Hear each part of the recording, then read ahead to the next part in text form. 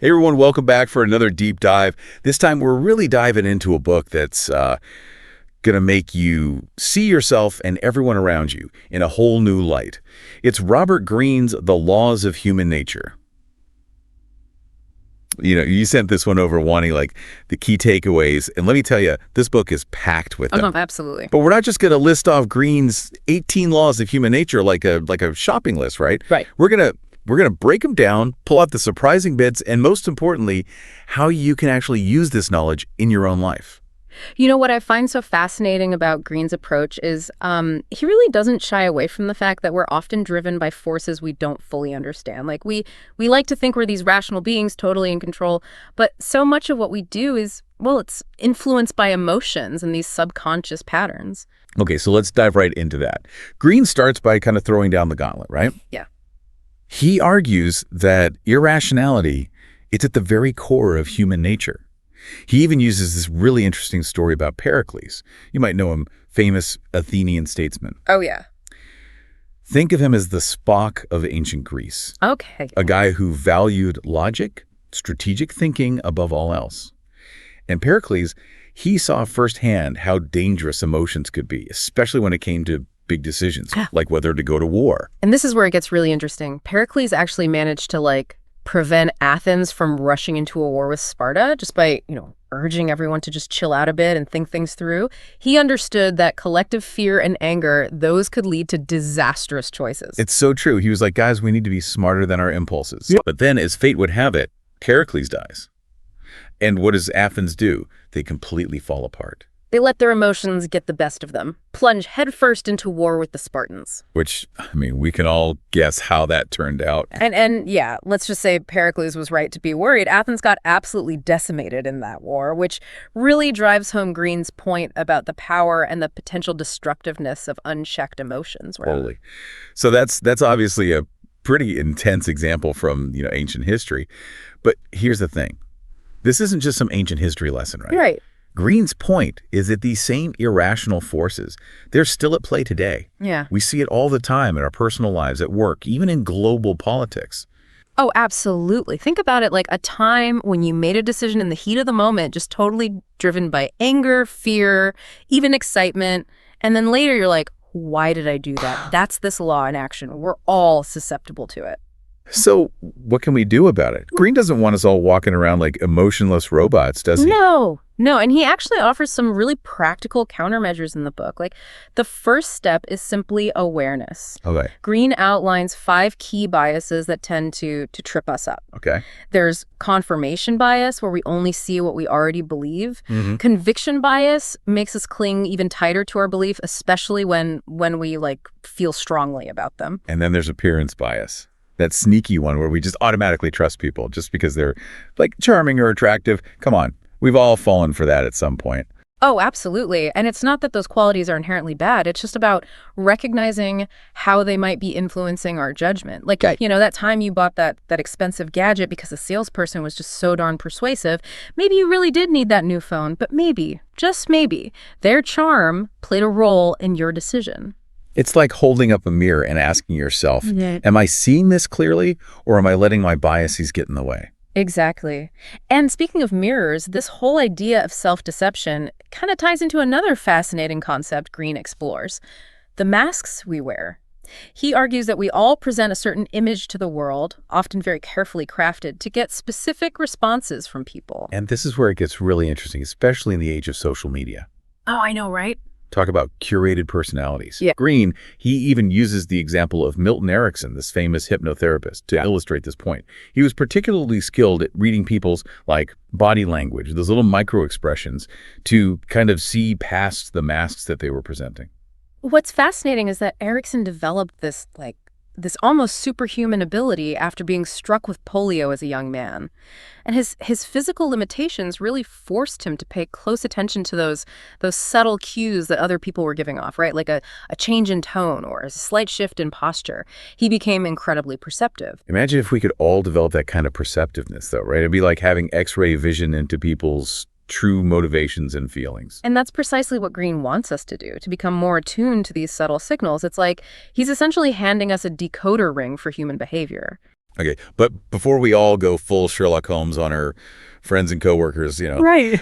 let's dig into some more of Greene's laws here. Yeah, Because understanding those masks, that's just the tip of the iceberg, right? absolutely. And this is where Greene's insights into like grandiosity and our tendency towards short-sightedness, they become really important. One example that really stuck with me was about Michael Eisner, Oh, yeah. the guy who basically brought Disney back from the dead in the 80s. Right. Where he had this incredible run of success, hit after hit after hit. But Greene uses Eisner's story to show how success can actually make us more susceptible to our blind spots, which I thought was really interesting. Yeah, it's that classic tale of power corrupts. Like, as Eisner racked up wins, his ego just inflated. He started surrounding himself with yes men, becoming dismissive of criticism, and eventually that lack of self-awareness, it led to some major missteps for him. Yeah, it's a good reminder that even the most brilliant, successful people, they're still human, right? Right. We all have those ego traps just waiting to trip us up. And the thing is, Greene doesn't just call out the problem, right? He offers solutions. And it's not what you might expect. He talks about the importance of embracing both our masculine and feminine sides. That's a really interesting one because he's not just talking about gender roles as we typically think of them. He argues that these are deeply ingrained energies present in all of us, regardless of our, gender identity. So it's like those traditional ideas of masculine traits, assertiveness, logic, a focus on achievement, those are only half the equation. Exactly. And for centuries, those traits, they've been elevated, seen as the keys to success, right? But Greene's arguing that we're neglecting a whole other side of ourselves, the so-called feminine qualities like empathy, intuition, collaboration. And he uses some really fascinating historical figures to illustrate this. Yeah. Like Caterina Sforza. Oh, yeah. She was this Italian noblewoman back in the 1400s. And let me tell you, she was a total badass. She really was. A skilled warrior, political strategist, and a patron of the arts and sciences. Talk about a Renaissance woman, right? Right. She's like a perfect example of someone who embraced both sides of that spectrum. And it's not about being one or the other. It's about recognizing that we all have the capacity for both, So how do we actually apply that in our own lives? Because I don't know about you, but I'm not out there conquering armies or patronizing the arts anytime soon. Well, think of it this way. Imagine you're facing a challenge at work. Okay, so you need to be assertive, clear about your ideas, right? But you also need to listen to your colleagues' perspectives, build consensus, be sensitive to their needs. Oh, okay. That's you tapping into that full spectrum of masculine and feminine energy. Okay, that makes a lot more sense. It's about being adaptable, drawing on the right tools for the job, whether those tools are traditionally seen as masculine or feminine, right? Precisely. And that adaptability is crucial, especially when you consider Greene's law of short-sightedness. He argues that we're kind of wired to prioritize immediate gratification, even at the expense of our long-term well-being. And he uses some pretty wild examples to back this up, right? He draws a direct line between the South Sea bubble, this crazy financial craze in the 1700s, where people were buying up shares of a company that basically didn't exist. Oh, wow. And the more recent housing market crash, both driven by speculation, greed, and this kind of collective blindness to the fact that what goes up must eventually come down. Yeah. It's a classic example of how our short-term thinking can have some pretty disastrous consequences. Yeah. Okay, but knowing this, that has to give us at least a little bit of an edge, right? Yep. Next time we see everyone jumping on some get-rich-quick scheme, we can be the voice of reason and say, hey, remember that whole housing bubble thing? Maybe we should pump the brakes a bit. Exactly. Awareness is key. Once you understand these patterns, you're less likely to get swept up in the frenzy. It's like Greene is giving us this, backstage pass to how our own minds work. Yeah. And how to avoid getting played by, our own biases and instincts. And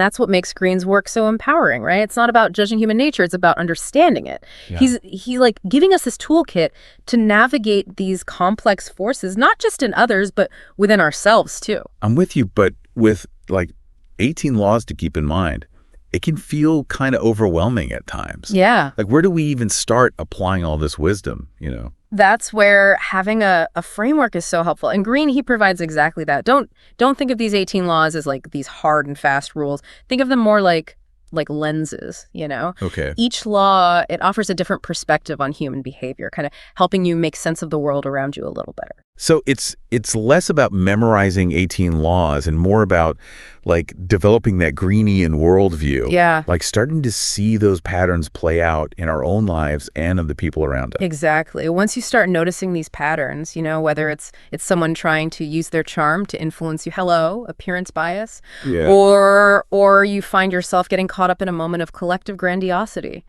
you're going to be able to make smarter choices. You'll be more aware of the forces at play and better equipped to respond in a way that aligns with your values and goals, right? As I was making my way through this book, I kept thinking, man, I wish I had known this stuff sooner. Right.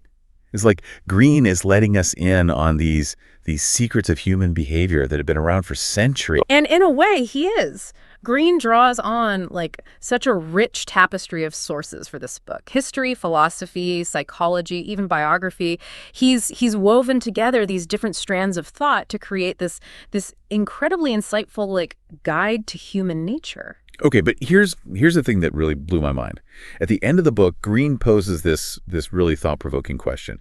He asks, if our understanding of human nature is constantly evolving, what new law might be added in the future based on the world we live in today? Ooh, that's a good one. What forces are shaping us right now that we might not even be aware of? Like, what will future historians point to as the defining characteristics of our time? It's both exciting and a little bit daunting to think about, isn't it? Yeah. It's like, what new layers of complexity are we adding to the human story?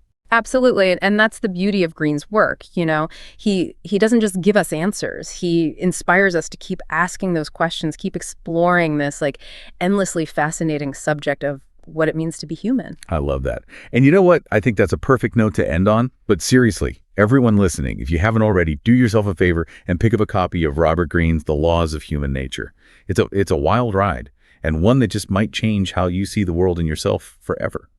Until next time, keep those brains engaged and keep diving deep.